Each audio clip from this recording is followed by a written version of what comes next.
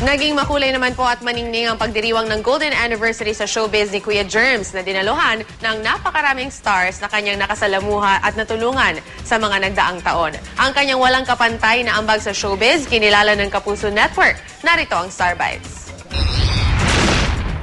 Emosyonal ang nag-iisang master showman sa gabi ng pagdiriwang ng kanyang Golden Anniversary sa industriya.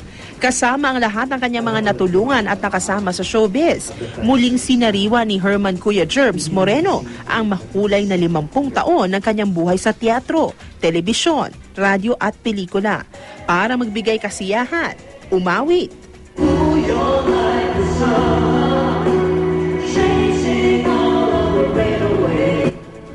Sumayaw.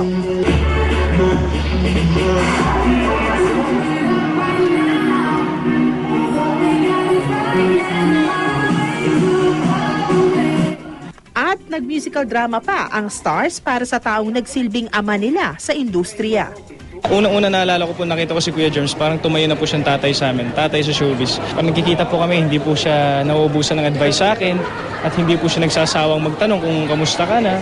At kumbaga siya yung laging concern na tao para sa mga baguhan. She continued to teach us lessons, hindi lang sa pagdating sa trabaho, kundi pagdating na rin dun sa yung totoong pagkatao namin. Thank you for always being there, and not just for me and for the family at sa lahat ng mga artista, kundi for being there for the business. Kumbaga, isa po kayo sa mga haligi ng show business. Kabilang sa mga dumalo sa red carpet event ang ilang veteranong aktres tulad ni Amalia Fuentes, Gloria Romero, Boots Anson Roa at Susan Roses. Naroon din sina Don Zulueta, mag-asawang Ogie at Regine Velasquez Alcacid, Marian Rivera at Dingdong Dantes, Mark Anthony Fernandez at Richard Gutierrez. Halos sabay-sabay namang dumating ang Young Kapuso stars gaya ni Bea Binene at Jake Vargas.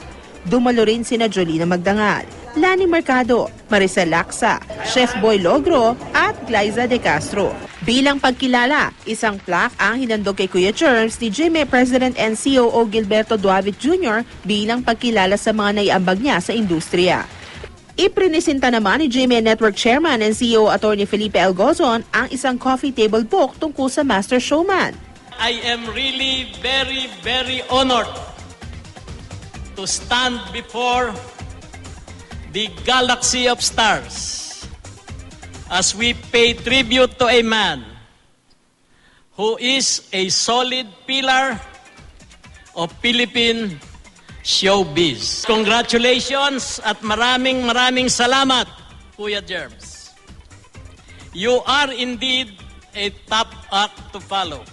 Congratulations at maraming salamat sa patuloy mong pagtulong, hindi lamang sa mga nagnanais na maging bahagi ng ating industriya, kundi patuloy mong pagtulong at pagtaguyod sa ating himpilan.